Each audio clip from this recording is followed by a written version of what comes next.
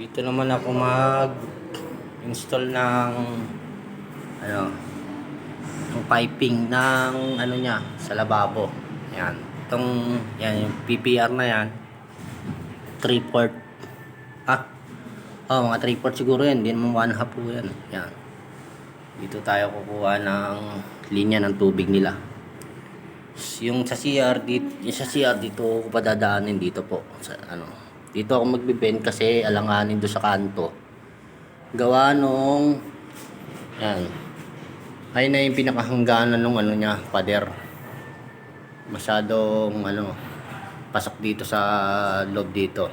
And magbe-bend ako rito, maglalagay ng elbow. Babali ako doon sa kanto.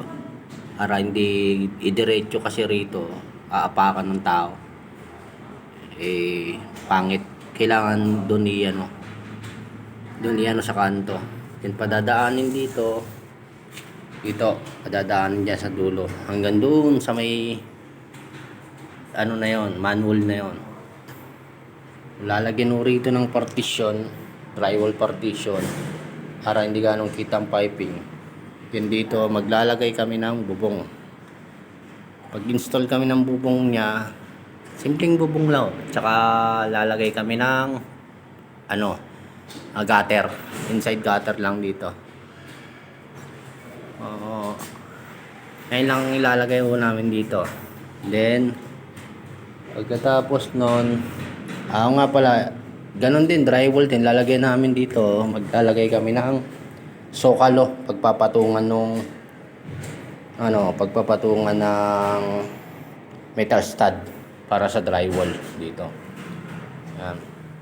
Isang diretso na po yan.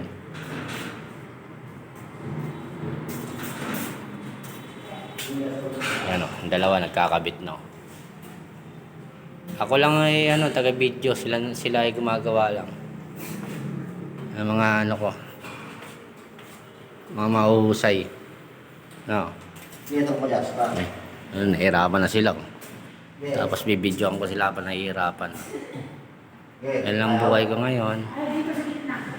Gitna? Yan. Okay.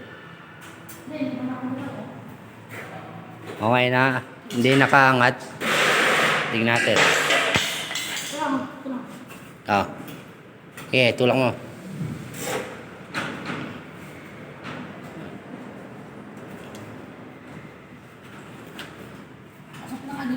Pasok na kanina. Mga guys. Wala. Pasok.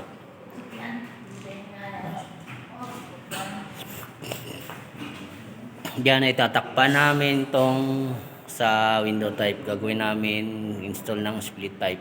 Yan. Abang na rin ng para sa aircon. Yan. Yung outlet na yon. Alamang indoor yan eh. Indoor supply ang mangyayari. Split type. 2.5 HP lalagay rito. Yan kami mag-install ng aircon. Hindi na sa window type. Tatakpan na namin ng window type. Gagawin namin split type. Kami na rin mag-install. Yan. Sige, update ko kayo mga ka-skill para makita nyo yung gagawin namin dito. Okay, bye-bye.